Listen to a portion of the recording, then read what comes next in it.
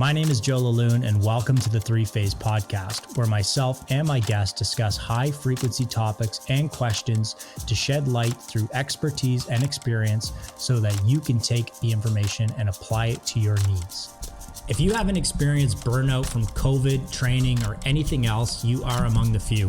COVID fatigue is a real thing that is happening because people are getting to a breaking point, and this can happen with working out or anything else. I know I've experienced this recently, and on today's episode, we talk about the signs of burnout, how to heal so you can return through discipline to get back to the things that matter most to you. And now, the podcast. The Three Phase Podcast is starting now. So Peter's been in the fitness industry for 7 years and has just under a decade of military experience as a combat engineer. Through his time with the Canadian Forces and owning 302 Fitness, he's honed his work ethic, discipline, perseverance, and has used these skills to serve himself and, more importantly, his clients. You can find him on Instagram at BABS302. Ladies and gentlemen, Peter Babalous. How you doing? Wicked. Good. How are you? Not too bad, man. Thanks for being on the episode with me.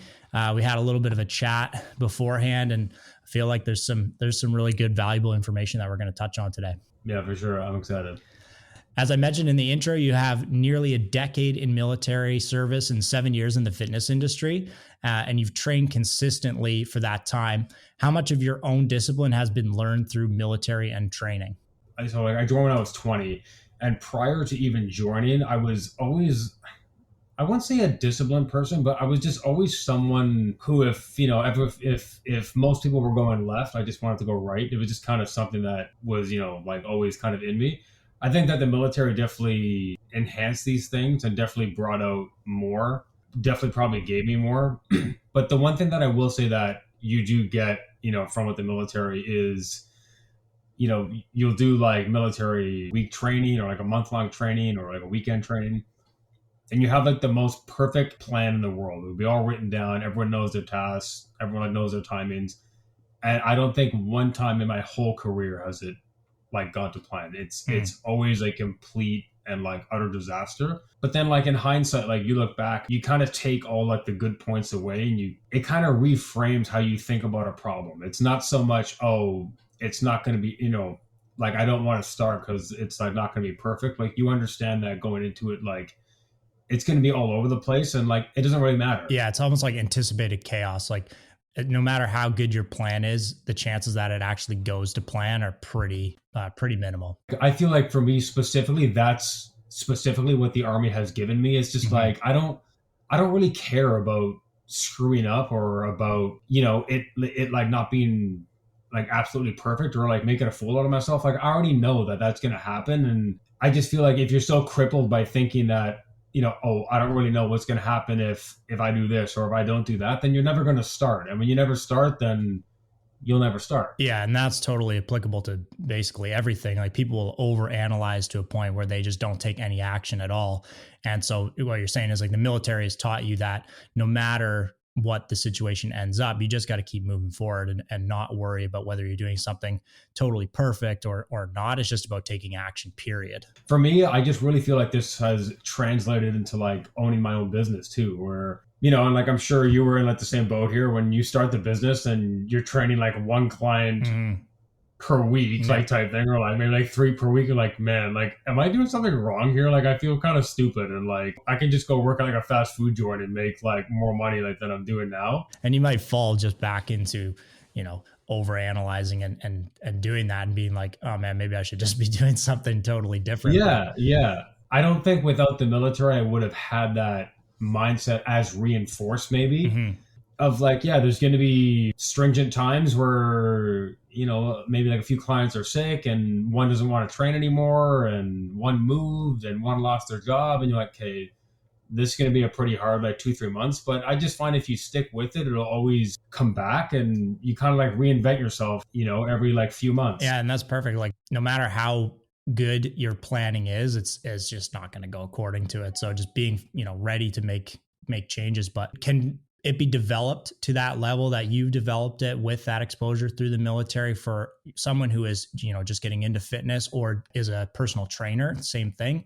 Like, can other people develop that same level of discipline that you have? And that's where I battle. I don't know if it's like, I don't know what manifests discipline. Like, I know what discipline is, and I know how to speak about it with, if I'm like seeing a client, let's say, and like, I guess I know how to do it. I just don't know how to manifest it. Yeah. I mean, it's almost abstract what the meaning of the word actually is. Yeah. So for me, like, I think discipline was manifested because someone forces you, like, in the military. Yeah, right. Exactly. Like, there's no other option. Like, yeah, like if you're getting up at 4:30, and like the other choice is like you leave and like you quit. Yeah. And like, and like the repercussions of that are high. Like, like you feel shame, and like there's like all these other aspects to it. So like maybe like you need that someone to kind of drive you in like the right direction, and then like one domino starts to fall and it starts like a chain reaction, which is, I think, what happened with me. Right. Yeah, it's kind of like you're forced into a situation where you just didn't have a choice. So after a while, it just becomes a practice. Like, I kind of get like made fun of when like I'm on a vacation or something, and like I'll wake up at like 4 a.m. to like get my workout in. Yeah, but you're used to that, right? Yeah, and it's like, well, like, why are you doing this? I'm like, well, but like, this is a rock in my schedule. Like, I must get this workout in. Right.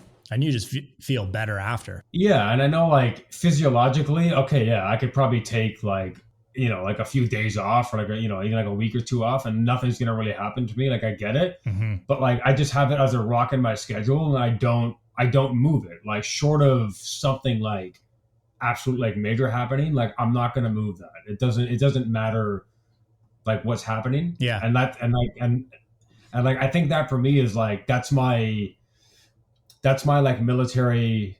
Okay, everyone's getting up at 4:30 and that's it. There's no choice. How long do you think it took you to develop something like that? Like, was it an instant thing? Did it take 6 months? Did it take a year, longer? In the context of the military, like, when I first joined, man, I was a kid in Toronto that like went to Kansas, if that like makes sense. Right. I was completely out of my element. Down the gold path. I mean, like, yeah, I mean, like, I remember like 2 days in, and I was like, oh my God, like, what did I do to myself? This is like not for me type deal. So it was really difficult for me to get into the system, if that makes sense. But I remember specifically, if I could like pinpoint to like a specific, I guess, like moment in like my whole career, would be 2015. I did a course in the East Coast, and I was there for about a month and a bit. I think like a month and a half, like course stuff on that course. And he really drilled it into me. I don't know. It was just something about how he would speak to us, and the way he would like, I guess, like, say things. It just kind of like, like resonated with me on the inside, and it just made like a lot of sense to me. So like, as like a small example, we had, so like the course is like breaking down to like certain mods. So like one mod will last like a week, and we had a bridging mod, and you have to do a test like right before you start like the actual mod. And on that one, all the test is they just show you, the bridge parts, and then you have to like label it. So they'll show you on the screen, then like you write down like what it is. And my course instructor, he literally forced us all to get perfect. High standard. And he's like, if you guys, yeah. And it's like, I think like a passing grade was, I don't know, like 80% or something like that, or like 85 or something. And he's like, no, like, my course will get perfect. And I remember like we had, throughout that whole mod, I think we had like 3 of those. And I think maybe we only had 1 or 2 people get like 1 or 2 wrong. Like, our lowest mark was like 8% or something. Like, it was nuts. Yeah. And I remember at the end of it, like at the end of the mod, I go to my buddy and I'm like, man, the only reason that we all got perfect is because we were told to. Like, there was no other option. Right. It was just drilled. It was just like drilled into you. Yeah. It was just like, no, like, you will do this. And like, if you don't, there'll be like repercussions that I won't tell you about until like they're there. So there's a pretty high standard. Obviously, like, someone is holding you to that. There's someone physically there telling you to act this way and develop and deliver. So for, ordinary people who don't have necessarily someone like that in their lives, how can they get to even something remotely close to that, where this case of, especially in the last 2 years, of this sort of cycle of cases ramping up and the news stories ramping up, and then people run into this fatigue, is like, what can they be doing to hold themselves to that type of standard so that it doesn't just become like a pause time or a break or getting away from these helpful habits? What I would say, and this is what I tell like most clients, and like I'm sure like you've seen this too, is that like people bite off not more than they can chew. Like they bite off like 6 sandwiches when all they wanted was like one bite. Right. You know, like how many times have you had the person walk through at the door of the gym like, okay, I want to train 3 to 5 days a week. I'll be here at like 6 a.m. Mm-hmm. You know, give me like a meal plan. Okay, bro. All I want you to do is show up 2 times a week and do not think about anything else. Like I'll do the rest. When we're ready to like start with other things, like I'll let you know, type deal. Yeah. And it's almost like your idea there of your sergeant or whatever his level was, telling you like, just label these things. That's all I want you to do, but do it perfectly. And it's the same thing with these fitness habits. It's like, you don't have to have, a 10 out of 10 practice ready to go on day one. What we're saying is just work on showing up. And even if it's not going into a gym, it's like, just work on rolling your yoga mat out, 2 days a week. Start with that. Start with something that is actually bite size. Dude, that's like literally first handful of sessions with every client. Like I'll do this. I'll be like, hey, we need to pick something so small and so easy to do it so often that you achieve like mastery with it. Right. So if that for a certain client is, okay, I want you to show up to see me Monday and Wednesday at like whatever, like and 8 in the time morning. they can actually do. Yeah. And like, I don't care about right now. I don't care about what you're eating. I don't care how much you're eating. I don't care about anything else other than that. And we're going to master this. Yeah. Once I've seen that, they're at the point where they could do something like that, let me try to add something else to this. Right. Yeah. And I think this is something that I had a conversation with someone else about, and they didn't like the term like the fitness journey, because it seemed like, there's a beginning and there's an end. So I was trying to think about it, and I was kind of thinking like, what are some other things that people continue to improve on constantly? So like medicine as a practice, yoga as a practice. And so then I just thought about this, like fitness or health as a practice. It's not something that is 100%. Finite and has an end, but it's something that you're just trying to get a little bit better at every week. And if you can do that, then you create, this quote unquote discipline for yourself. But it's not even really discipline. It doesn't need to be called that, because it's just becomes part of you. It becomes a practice, something you want to improve on. Yes. And that's what I tell like so many clients. It's like, you need to almost trust me in letting you know what's best for you, given my experience training myself and also training like other clients. Yeah. Because right now it's like you're biting off more than you can chew, because you're really hyped up and you're really psyched to get to the next phase, because you can see the, sort of like the end goal. You just don't really know how many steps it's going to take to get there. Right. Yeah. Yeah. And like coming out of the first lockdown in Canada, we both were talking about this, and we saw there's a really kind of amazing surge of enthusiasm from people and wanting to get back moving, or hire a trainer, or do online workout classes, or join a gym. And there have been so much talk early on about, taking control of your health from the fitness industry, which was awesome to see. And people were excited about it. But now it's been almost 2 years, and some of that enthusiasm has passed, and some old lifestyle habits have returned. But I think it also comes back to what we were just saying, is people trying to tackle too much at one time and not allowing themselves to develop this practice. So what kind of cycles have you seen that relate to that burnout and fatigue that we've seen, like being enthusiastic, doing something for a bit, finding that they're getting burnt out, and then kind of falling back to old habits?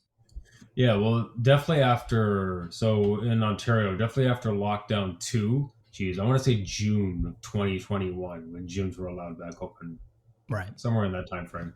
But definitely after that lockdown and opening up, I saw a surge of, like, I probably got, I don't know, I'll say at least like 5 to 7 like new clients within like maybe like 2 months. It was a really, really good like span of time. Kind of looked like a New Year surge.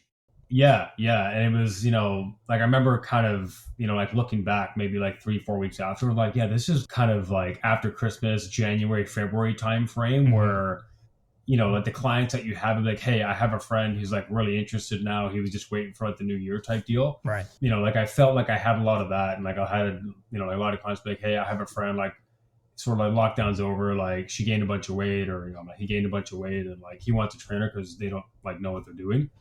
So like I did see stuff like that. I don't know how enthusiastic or how long that's going to last. Like I don't know if it was just okay, this is like the wave of like 2, 3 months, everyone's hyped up and now it's going to like fall back down again. It's kind of like that idea of like coming out of the gates too hot. Like they came out so fast and so excited to try this out and get going with it that it was like, okay, going from 0 days a week to like 6 days a week. And we both know it's just not going to last, right? It's not a sustainable amount of effort going out for someone who's brand new, right? For someone who's just getting into this, for someone who's been doing this for a while, it's a little bit easier to ramp up to 4 or 5, 6 days a week. But for someone who's brand new, but even new, then it's hard. Yeah, exactly. And like even for, like someone that's been to the gym for years and years and years, like let's say like you have someone working out like 4 days a week and like they've been doing that for years, even to ramp them up to like 5, 6 days, like it may not sound like a lot, but it's like a big commitment and like it's a lot of like extra training. Yeah. And it's a lot of extra recovery. It's a lot of extra, if you're going to a gym, like time traveling to a gym and stuff too. So I think that is maybe one of the first signs of predictable burnout is when you see people just coming out of the gate super hot. And for you and me, the job is to kind of taper that a little bit and like actually cool their jets and have them take more gradual steps to creating progress. It's actually funny that like you mentioned that because like I've actually found I've had to do like maybe it's just me kind of like moving forward like as a trainer, but I feel like it's not, and I feel like I've really had to like temper a lot of new clients like expectations because I feel like they came out of the lockdown really excited about getting into like kind of getting to their like end goal. Yeah, and like I know like. I mean, like I had a client just like the other week and like we were like in between sets and he stops and he looks at me and he goes, "Hey, am I doing a good job?" And I'm like, dude, like you literally see me 3 days a week. You're here like 10 minutes early every single time. Yeah, All Star Club. Like, yeah, I mean, like I don't understand. Like, what do you have in your head to think that you're not doing a good job? Like even by nature of coming to see me, you're already like in the 1% of the 1% of people who would never even go to a gym. Right. Yeah. Or sorry, like you're great amongst the good. Yeah. And that's honestly what I've seen too is just that amount of change has such a huge impact on people. Just getting moving, just having a schedule to look forward to, just going to see someone, that amount of change is astronomical compared to what they had been doing, right? So it's all relative. For someone who is just starting to do, once, twice a week is a massive change compared to what they're doing before. And I think that we, not like we as in like you and I, but I think that we as in like the fitness industry, I think that we have to take a lot of that blame because we set, I mean, like even for us, right? Like let's say us, like we'll post stuff on our Instagram that's like high level exercise workout stuff and it's just like dude like this is I mean like your posts are speaking to guys like me right when you're like exercising and like and like when I'm exercising I'm speaking to guys like you right like I'm not speaking to like like the mom or dad who's sitting on their couch who hasn't done anything in like 50 years and like all of a sudden just like they want to come into the gym and like we're going to be doing like elevated, split squats for the next like 3 months. And that's got to be super intimidating, right? Like I think people need to know that there are way more people at that level that you just mentioned versus the level that you see on Instagram. Like you got to remember that is mostly a billboard for a lot of people for their own physical abilities. And it's not really a fair comparison to the other 99% of people who are doing twice a week just to get started, and that's their best practice, and they're working on perfecting that portion of creating that fitness or health practice. It sounds like egotistical, like when I like say it to clients, but like I'll say stuff to them like, listen, like don't ever like compare your journey and what you're doing now to someone like me and my Instagram. Like I'm in the gym 6-7 days a week because I mean, like, this is like my home. Like, I love doing this. I'm like the 1% when it comes to like, you get excited about the gym, whereas most people are not. Yeah. And it's just like, you know, I'm a very like bad like metric to compare to. Yeah. One other thing I noticed this last year too is, well, I'll start with this question. So based on your experience, and you do lots of, you know, have lots of conversations and consultations with clients, and you've done that as much as I have. And you really get the real answers for why people want to start working out. You know, I looked it up and, you know, found a few different lists of why people work out. And then when you actually have a conversation with them, there's about 4 or 5 reasons anyone wants to really start working out. So I'll start. The first one is looking good naked. Second, most common one is looking good for a trip or a party, you know, or a birthday coming up. Third, attracting a partner. And then maybe fourth is improving health markers, like a doctor has suggested that they go. Right. Do you agree with that? Yeah. I think specifically coming out of like the lockdown, I think a big one for me was number 4. Right.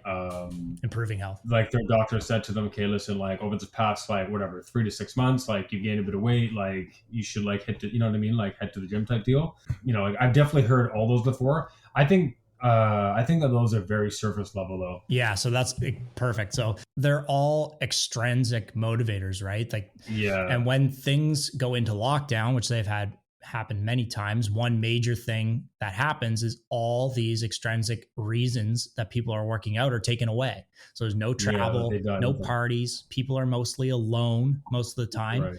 And, you know, if that's why you're working out, it's going to be hard to stay motivated.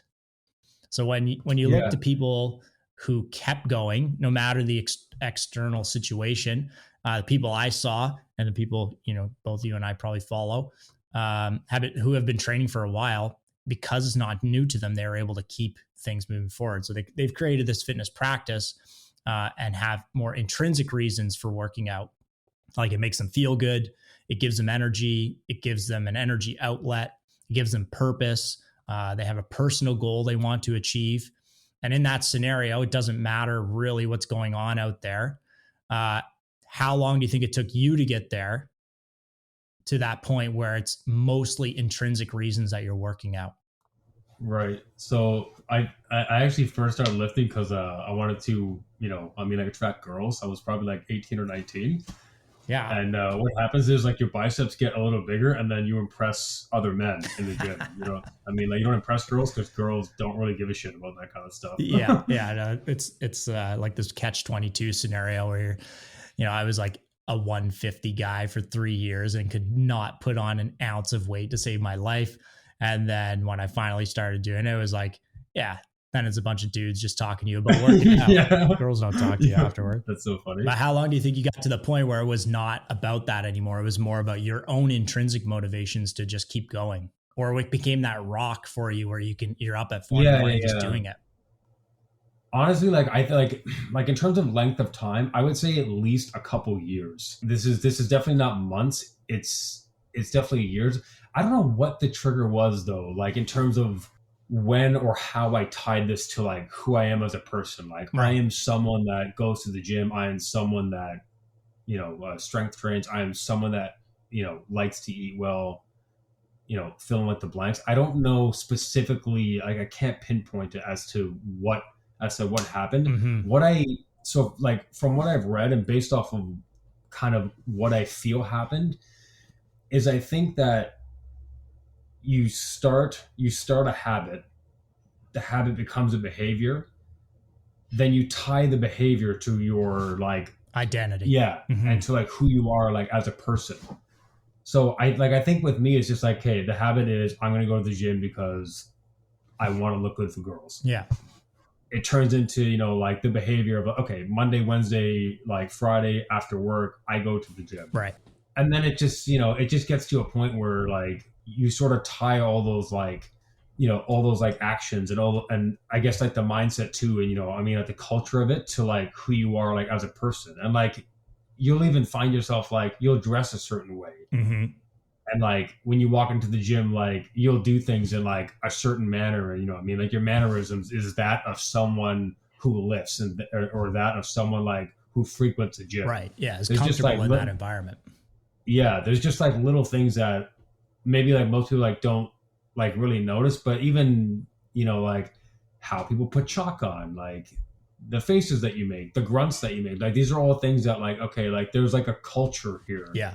that you're trying to like get into, and once you're in it, it just becomes like a tribal thing, right? Yeah, you kind of become proud of that practice. I think for me, Yes. it probably was like 2 years of going into the gym. And now I'm someone who's, essentially my whole life, if I played a ton of sports, and then I played, lacrosse at a university. And that's where I really got introduced to training consistently. I had done some like dry land stuff for hockey, which I thought was great because I was not a great hockey player. But then when I started working out and getting stronger, I saw that translation, into the sport itself. So then when I, started doing that at university, I saw the same transition, but the sport was more my identity, not the working out aspect of it. And I think that's probably pretty common for most like athletes. Yeah.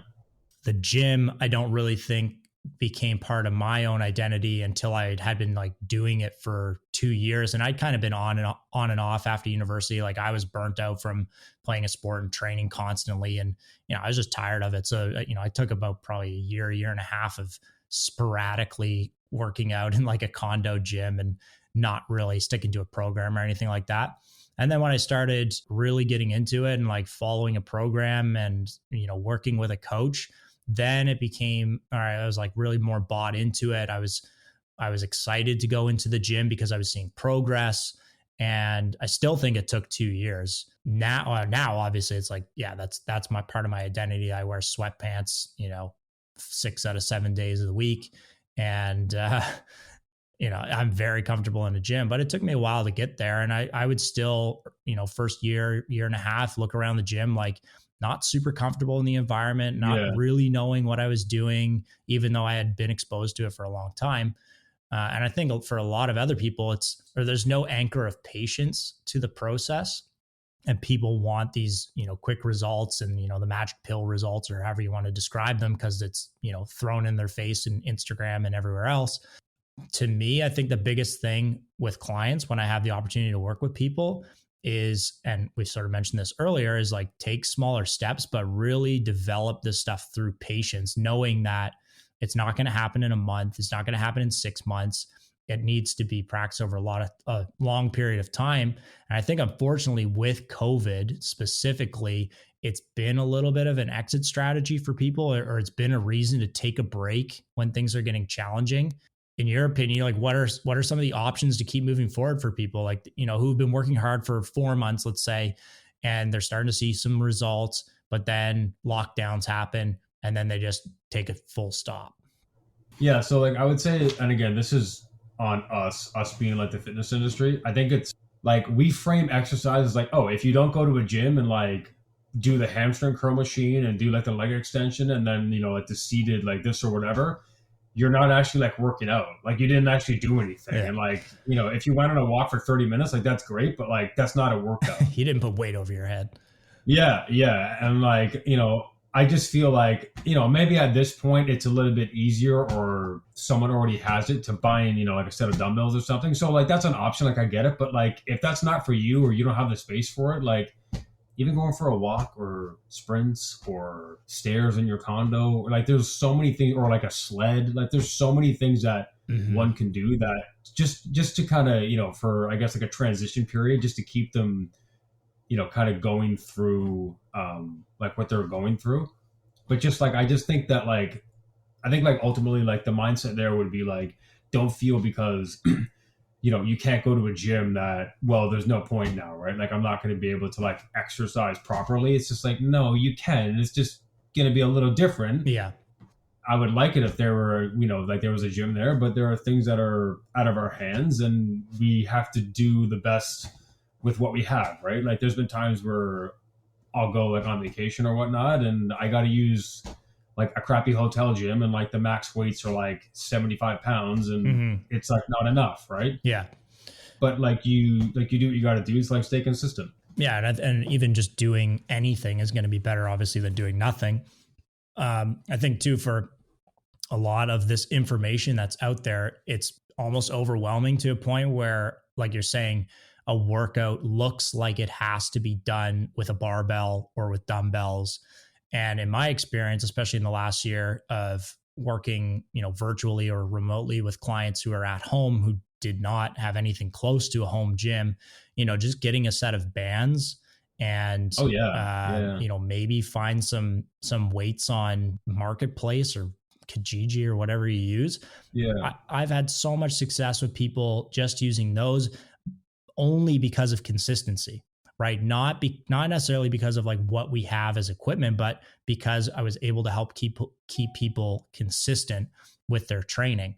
That was the win. It didn't matter, honestly, what we were doing, but just that we were doing something.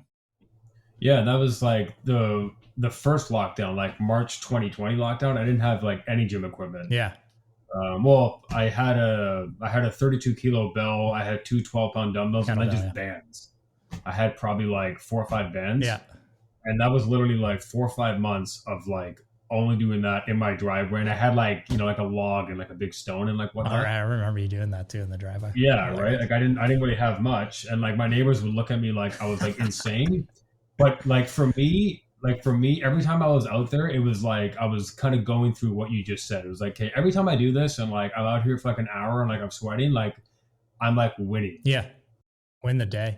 Yeah, it's just like I didn't skip out on my workout, and I didn't, kind of stop what I was trying to do type deal. It was like a little different. And I couldn't work on my deadlift and I couldn't work on my bench press, but like I worked on my run and I worked on my mile time, and there was other like sort of like metrics that I had in my head that I was able to hit. I think the expectation of if you are a strength athlete or, which is not most people, maybe for most people, the goal is just better fitness, better health, looking better naked, as we mentioned. You don't need to train like that. Like it's just about being consistent, maybe eating a little bit better and finding some other things that you can work towards. And like, if the goal is those things that I just mentioned, you can do that a lot of different ways. Like you do not need to use a barbell for that. Like you can, now it's winter, obviously, so it's cold, but if you can get outside and, go for a run and then work on improving that. So what I'm kind of getting at is just some different metrics, like you mentioned, that would help people still find progress that doesn't just occur with weight. So one thing I looked at too was I started running more, knowing that I wanted to improve on certain things. Right. So for me, more shorter distances, like 800 meters, but I would run a bunch of different distances to try to improve that. So I knew what my goals were in terms of like what I wanted to work towards. But what are some other goals for people that, that aren't weight related? What are some other things that you worked on with clients when you were in a lockdown? So for me, I would always try to like, at the bare minimum, keep up with my clients. So once a week, 2-3 times a week, once a week, I would try to like send them a text / a phone call, try to like make sure that, okay, like we'll go on like your maintenance macros for right now. Mm-hmm. Can you explain that a little bit more for people, the maintenance? Yeah. So like macros would be like, basically I tell them how much to eat. So there's like a like measurement, and I'm telling them how much to eat in terms of like their fats, their carbs, and their proteins. Right. Yeah. Yeah. So that's kind of like the Coles Notes version of them. So with them, I'll throw them on their maintenance, which just means that like we're at like maintenance calories, meaning that we're not trying to necessarily go into a surplus and gain, and we're not trying to go into like a deficit and like lose. We're just kind of like staying like weight stable. Enough food that's healthy is what we're kind of getting at. Right. Yeah. Just kind of like normal amounts of eating, let's say. Yeah. But yeah, and then there was like metrics like, okay, like sort of like, what do you have at your house? Okay, well, I have 2 20-pound dumbbells, my mom's barbell from like 1976. Yeah, those cement plates. Yeah, and like, I don't know, like my dad like found this in the garbage or something like that. Yeah. And, like a cinder block or something. So it was like with those, like I would try to like write a program for them and just make sure that they were kind of like staying on track with it. Mm-hmm. But even with that, like, it was like, it's stressful enough that this whole thing is happening and like has happened. And I get it. Like, we were at a point with your deadlift and your bench press and your squat, and we were kind of like breaking through like a ceiling, but that isn't what we're doing right now. Yeah. So it's like, for you, let's just like try to get a metric where we do we do like 2 workouts a week. Mm-hmm.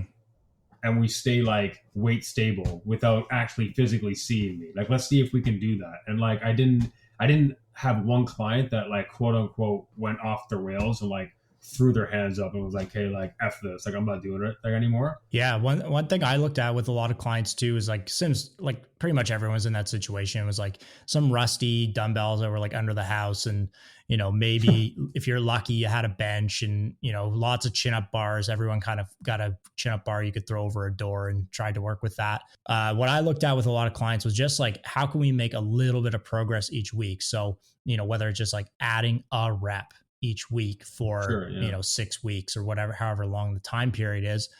I like doing a lot of challenges too with clients where we, you know, I take that 25-pound dumbbell and say, you know, how many goblet squats can you do in 60 seconds with good technique? Or how long can you hold this isometric for? Isometric being a plank, for example. Like, how long can you hold a plank for?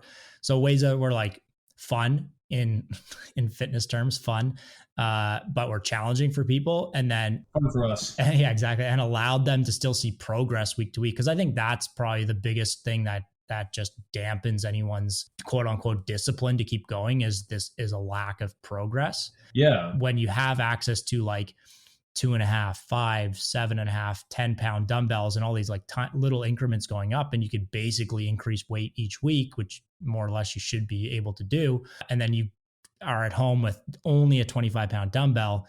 How do you still see progress with that? So it's looking at a few different means of progression in like load, distance, or time that you can still see like, okay, 4 weeks ago, I only did 15 reps and today I was able to do 25. It's like, that's awesome. Yeah. Good job. Yeah. And like, I think that like, even, you know, during like the lockdown, let's say, I don't think that like someone's progress would necessarily have to be like load specific. Right. Or like, you know, like I did like more reps. It's like, no, like I think like for you, like seeing progress is literally not falling off the rails because any other time you would have, based off of like what you said to me like in the past type thing, right? Yeah, it's a good point. When adversity is thrown at people in the past, right, they've just gone back to their own old habits. So progress for them may just be sticking with the plan no matter what gets thrown at them. Yeah, and that's what I'll tell clients now is like, listen, you're going to have bad days, weeks, and months. Like, it's going to happen. Like, just kind of like say it over and over again until like you understand it. So like, I'll just really try to sort of talk clients down from their sort of raw kind of like attitude of like going like a beast mode, I guess. Right. And it's just like, hey, dude, like there's a time and a place for that. Like when there's a car that's flipped over onto your mother, like you need to go beast mode for that. Like going to the gym like 2 times a week, that is not the time for beast mode, man. Yeah.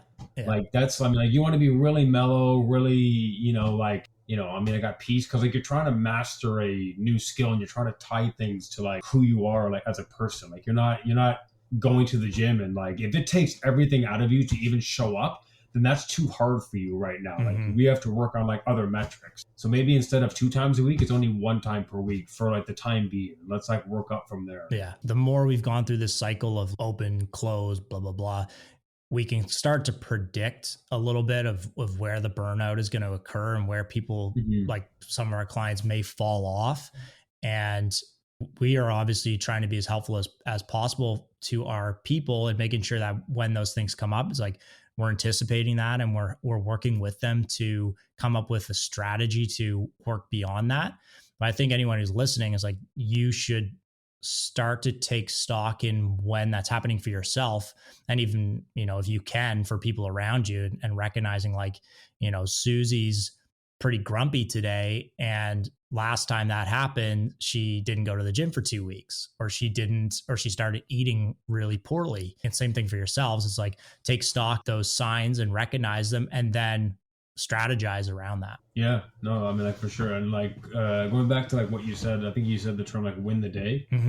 It's like something that I'll say in my head a lot, especially if I'm having, more of like a rough rough week or like, like a rough day or like month or whatever, it's just like, hey, Peter, let's just try to win the day with something, right? Yeah. Just trying to like stack up like all these little wins. And then at the end of the day, you look back and like your head's in the pillow and you're like, I didn't do too bad today. And finding what works for you. Like I've mentioned this on the last podcast too, but like I'm a list guy, whether other people are or not, but I just like being able to check things off throughout the day. One of those things that's on every list every single day is my workout. There are absolutely days where I'm like, oh God, I don't want to do anything today. Like I just want to sit on the couch. I want to watch The Wire and that's it. I don't want to do anything else. But then I fall back on those habits or discipline. We'll put that in air quotes now that, I just got to get started. I just got to start doing something. I might grab a band and start doing a little bit of mobility work. I might, just do some split squats or pick up a kettlebell, like just do something to get started. And then as soon as I start moving, I'm like, all right, okay, I'm good now. Like, let's just get into it and get the workout done for the day. Yeah. But sometimes it just takes that. It may even take like for people just like going for a walk, right? Like get out of your head, get out of the environment that's kind of keeping you confined, just get moving a little bit. And then you'll break this habit or the cycle that you're in and recognize now going back to those intrinsic values of why people want to work out is like, right. When I work out, I feel good. I have more energy. My mood is improved, right? Those are good reasons to be, exercising, working out on a regular basis. Yeah. I think that like some clients and like, they're actually like shocked. Like when I say this, probably 20% of workouts that I do, like I don't want to do them. Yeah. Like, so like I'll lift probably, I don't know, like let's say like 6 days a week. Like 2 of those days, I do not want to work out. Like I mean, like literally I would rather just go home and not do it. And like, I try to put my finger on the reason as to why I'll never skip like ever. Mm-hmm. And like, I can't think of any other reason except like the fact that I've tied working out to who I am as a person. Yeah. I'm trying to find, I had this list for a while and it was like, out of 10 workouts, 5 are going to suck. 3 are going to be okay. And 2 are going to be great. Yeah. No. And that's pretty much how it goes. And maybe that's just an expectation that needs to be set for people. That it's like most of these workouts, you're not like running through the door ready to go. Yeah. Yeah. Like it's like literally work. It's like, even if you love what you do, like I get it. Like there's some days where, I have a lot of like get up and go and like I can't wait to be there. But then there's some days where I'm like, man, like I wish I could just stay home and like watch like Netflix like the whole day and like eat chips. So what do you think the reason is? What's the thing that gets you through the door on those 5 out of 10 days? So I think for me specifically, I think it would have to be like the stories that I told you from the military. Yeah, I think it would have to be that like. Yeah, I don't know. It's just like it's going through that. It's set expectation of like you must do something if you said that you were going to do it. Maybe it's not exactly the way that you said. Yeah, but in some aspect you did it. I'm very big on that. It's kind of being a man of your word in a sense. Like if you said you were going to do something, even if it's just for yourself, you're holding yourself to actually doing it. So like, I don't want to give myself the option to like, fuck off. Right. Cause like once I give myself that option of like, yeah, I've worked out 4 days in a row. Like I'm probably good. Like, no, but now I've opened that window. Mm-hmm. Like, I mean, like now the window's never going to be shut full. I mean, I could shut it again, but it's like, like now that the lock is like more loose than like what it was. It's a Pandora's box of fucking off. Yeah. So I just I don't give myself that. And it just makes it a lot easier because now I've never opened the door and I've never opened the window and I don't know what it would ever be like if I did. And I'm never going to figure that out because it's going to be like bolted shut. Yeah. I mean, we could even say the same thing about food. And that's something I've seen a lot with clients who are new to it. They're like, oh, I'm just going to give myself a cheat day. Some people can really hold themselves to that, like a single meal a week. But a lot of people, it's the door, it's the window. It's like, 100%. And it's just such a slippery slope. And if you actually just hold yourself to a higher standard of, you can still give yourself a timeline and all that, if I'm going to do this for 6 weeks and really dial it in, But if you're just kind of haphazardly being like, well, I'll just have this here, and then it just leads to more of the same. Probably the best takeaway from this is holding yourself to a higher standard and then actually following through on it, right? Like if there's one takeaway from this whole conversation, it might be that. Yeah, yeah, no, for sure. And like, here's like a little side story. I think it was like 2018, 2019. I ran a marathon, so it's like 42K. Mm-hmm. And like I was completely fucked after it. Like I was so toast. Yeah. Like I woke up the next day and like my knees were completely shot. Like I could hardly walk down my stairs. And I remember I still went to the gym that fucking morning, Joe. Like I was there and I was doing like upper body stuff and I was so weak and so tired and I'm like, why am I even here? Yeah. Like this is literally to my detriment Right. right Yeah, now. we're moving backwards at this point. Yeah, but it's just like I was just there because like I don't want to give myself that option. Like, no, I will go to the gym and I will do whatever, 3 sets and it's gonna be terrible and it's gonna be like to my detriment, but like I kept that door shut. Right. Yeah. Yeah. Just do it. Just do some. It's the same idea. Just do something. I mean, not great advice for people out there to run a marathon and then necessarily go to the gym. No, yeah, no. I mean, I definitely don't do that. But like, I'm just saying, like, for me, that's like the mindset like that I have with things. Like, if I'm gonna do something and it's something that I've like tied to who I am, like I'm gonna do it. And like if it's gonna be really bad and it's gonna be awful, then like it's gonna be really bad and it's gonna be awful. And next time I do it, it's gonna be that much better because I've already done it once. I know what you mean. But it is just holding yourself to the things that are important to you. Yeah, and like that's very like, you know, to go back to my story, like I was very like military like minded. Right. Where it's like I think I need like rational person would like take a break. Yeah, it's just like you're doing like more damage. Like you shouldn't even like be in here right now. Mm-hmm. Or just for me, it's like no. Like I said, I was gonna go, and like I told other people that I'll be lifting the next day, and like I'm gonna go. Like, and that's all there is to it.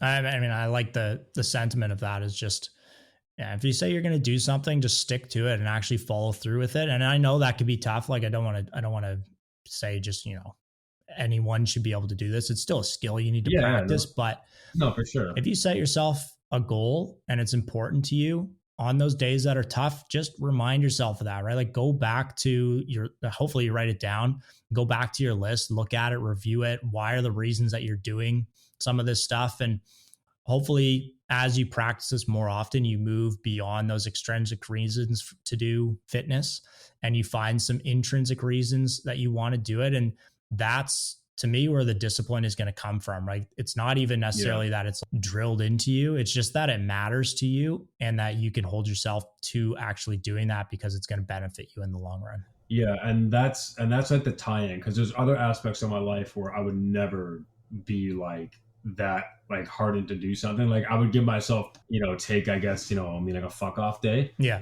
With like fitness, I've tied that to who I am as a person. And it's very easy for me to, I guess, like hold myself like to account, which goes back to like, you know, having a like a internal reason as to why you're doing something, and then like mastering, you know, I mean, your habits and behaviors, right? Yeah.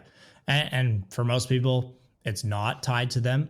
And so that's where the challenge comes for most people. But just think about making it a part of your routines. And I think the biggest thing is knowing your why. Like, why are you doing this?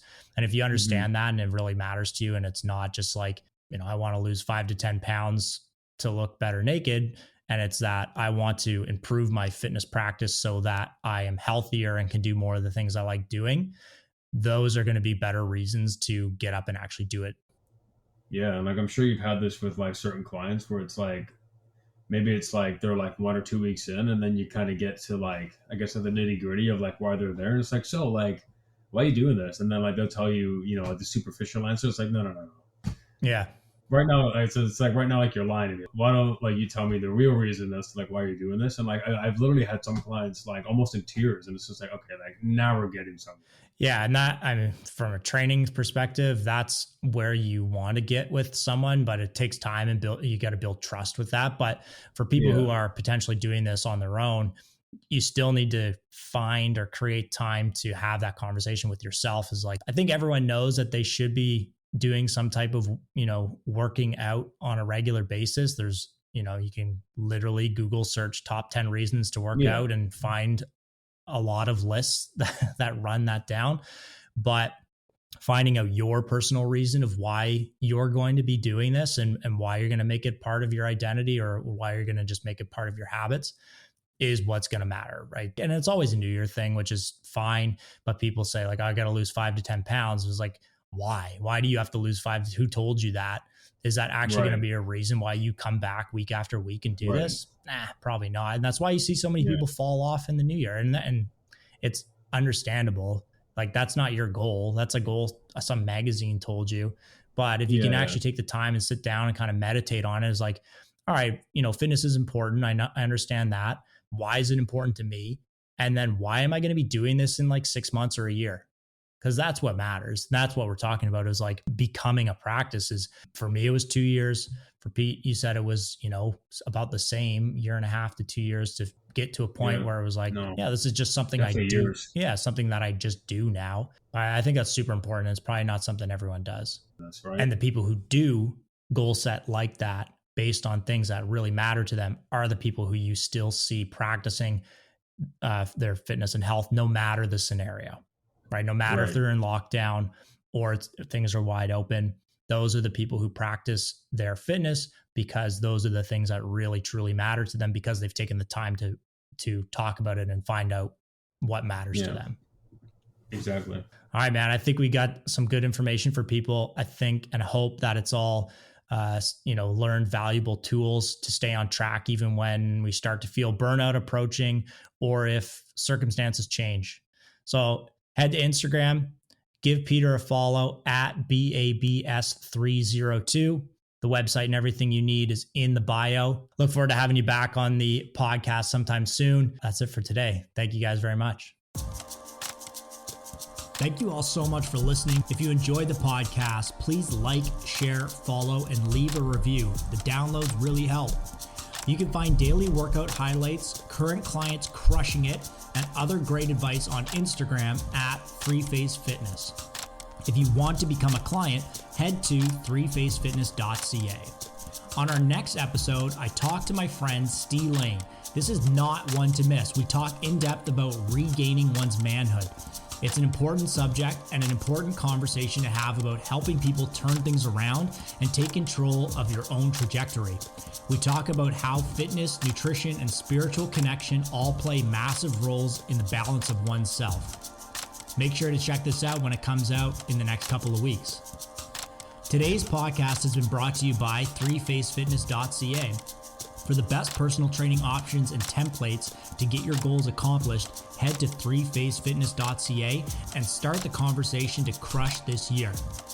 My name is Joe Laloon, and thank you for listening to the 3Phase Podcast.